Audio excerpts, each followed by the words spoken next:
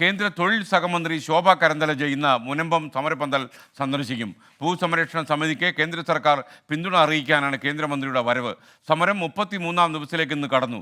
Manipur സന്ദർശിക്കാത്ത BJP നേതാക്കളാണ് മുനമ്പത്തേക്ക് വരുന്നതെന്ന് മന്ത്രി പി രാജീവ് പരിഹസിച്ചു.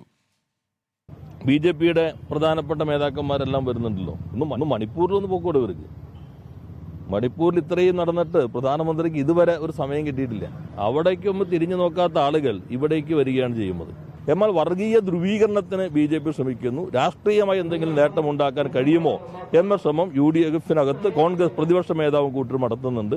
അതെല്ലാം മാറ്റിവെച്ച് സങ്കീർണതകൾ ഒഴിവാക്കി ഇത് പരിഹരിക്കുക എന്ന സമീപനമാണ് സർക്കാർ സ്വീകരിക്കുന്നത്. വിഷ്ണു സുരേഷ് ചേരുന്നു മുനമ്പത്ത് നിന്ന്. വിഷ്ണു, പ്രതിഷേധ സമരം ഇന്നും ശക്തമായി തുടരുമോ? നിലവിൽ 33-ാം ദിവസത്തിലേക്ക് മുനമ്പത്തെ സമരം തുടരുകയാണ്. റിലേ നിരാഹാര സമരം. കഴിഞ്ഞ ദിവസം മുഖ്യമന്ത്രിയുമായി സമരസമിതി നേതാക്കൾ കൂടിക്കാഴ്ച നടത്തിയിരുന്നു. വിഷയത്തിൽ ഒരു ശാശ്വത പരിഹാരം ഉണ്ടാകുമെന്ന് മുഖ്യമന്ത്രി ഉറപ്പ് നൽകിയിരുന്നു. പക്ഷേ അതൊരു ഔദ്യോഗിക പ്രഖ്യാപനമായി വരുന്നതുവരെ സമരം തുടരാനാണ് നിലവിൽ സമരസമിതിയുടെ തീരുമാനം. വിവിധ ഇടങ്ങളിൽ നിന്ന് ഈ സമരത്തിന് പിന്തുണയുമായി ആളുകൾ എത്തുന്നുണ്ട്. പ്രത്യേകിച്ച് ക്രൈസ്തവ വൈദികരടക്കം വിവിധ രൂപതകളിൽ നിന്നുള്ള അടക്കം ആളുകൾ ഇങ്ങോട്ടേക്ക് എത്തി പിന്തുണ നൽകുന്നുണ്ട്. ഇന്ന് BJP കേന്ദ്ര സഹമന്ത്രി ശോഭ കരന്തലജയാണ് ഇങ്ങോട്ടേക്ക് ഇവർക്ക് കേന്ദ്ര സർക്കാരിന്റെ പിന്തുണ അറിയിച്ചെത്തുന്നത്. നേരത്തെ സുരേഷ് ഗോപി അടക്കമുള്ള ആളുകൾ എത്തി പിന്തുണ നൽകിയിരുന്നു. ശോഭ കരന്തലജ ഇന്ന് ഈ കുടിയിറക്കൽ ഭീഷണി നേരിടുന്ന വീടുകൾ കൂടി സന്ദർശിക്കും എന്നാണ് ലഭ്യമാകുന്ന വിവരം. അവര് ആ പ്രദേശങ്ങൾ ആളുകളെയൊക്കെ കണ്ട് സംസാരിക്കും. ആരോപണ പ്രത്യാരോപണങ്ങൾ മുന്നണികളുമായി ബന്ധപ്പെട്ട് തുടരുകയാണ്. ഇതിനിടയിലാണ് ഈ സമരം ഇപ്പോഴും ശക്തമാക്കി. നിലവിൽ മുഖ്യമന്ത്രി ഒരു യോഗം കഴിഞ്ഞ ദിവസം വിളിച്ചിരുന്നു. അതിലൊരു തീരുമാനം ഉണ്ടാകുമെന്നാണ് പറഞ്ഞത്. അപ്പോൾ സമരം തുടരാൻ തന്നെയാണ് തീരുമാനം, അല്ല അനുകൂല നിലപാടുണ്ടാകുന്നവരെ തീരുമാനം എന്തായാലും ഉണ്ടാകണമല്ലോ. കാരണം മുഖ്യമന്ത്രി ഒരു യോഗം വിളിക്കുമ്പോഴും മുഖ്യമന്ത്രിയാണ് വിളിക്കുന്നത്.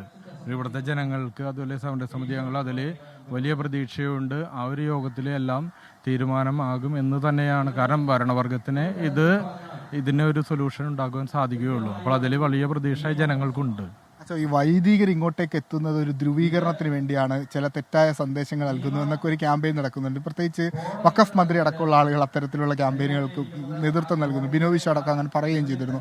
അതിലെന്താണ് പ്രതികരണം? വൈദികർ അതിനുവേണ്ടിയാണ് ഇങ്ങോട്ടേക്ക് എത്തുന്നത്. അതിൽ ശരിക്കും ഒരു പ്രതികരണത്തിന്റെ ആവശ്യമില്ലല്ലോ. കാരണം അദ്ദേഹത്തിന് തന്നെ അറിയാം അതല്ല എന്ന്. ചിലപ്പോൾ വേറെ എന്തെങ്കിലും കാര്യങ്ങൾ അദ്ദേഹത്തിന് മനസ്സിലുണ്ടായിരിക്കാം. അപ്പോൾ അത് അദ്ദേഹത്തോട് തന്നെ ചോദിക്കണം, ആരാണ് വർഗീയത കൊണ്ടുവന്നതെന്ന്. അങ്ങനെ വൈദികരെ പ്രതിസ്ഥാനത്ത് നിർത്തുന്ന തരത്തിലുള്ള പരാമർശങ്ങളൊക്കെ വഖഫ് മന്ത്രിയുടെ ഭാഗത്തു നിന്നൊക്കെ ഉണ്ടായിരുന്നു. എന്തായാലും അതിനെയൊക്കെല്ലാം പൂർണ്ണമായും തള്ളുകയാണ്. വിജയം കാണുന്നത് നീതി ലഭിക്കുന്നതുവരെ പോരാട്ടം തുടരും. അത് അവസാനിപ്പിച്ച് പകുതി വഴിയിൽ ഉപേക്ഷിച്ച് പോകാൻ തങ്ങൾ തയ്യാറല്ല. സർക്കാരിൽ നിന്ന് ഔദ്യോഗികമായൊരു നിലപാട് അല്ലെങ്കിൽ തീരുമാനം അറിയണം എന്നുള്ളതാണ് ഇവരുടെ ആവശ്യം. 33-ാം ദിവസത്തിലേക്ക് കടക്കുകയാണ് മുനമ്പത്ത് ഭൂസംരക്ഷണ സമിതി നടത്തുന്ന സമരം. Thank you.